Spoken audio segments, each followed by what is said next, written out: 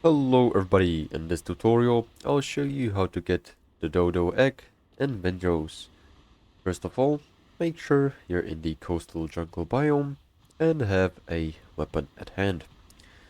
Now, you'll want to go around the island and search for ruins where you can find the dodo nests, or alongside the shore you'll see these kind of rock formations, and inside of them you'll see some dodo eggs which you can get. Also, another option to get a dodo egg is to kill the coastal dodo,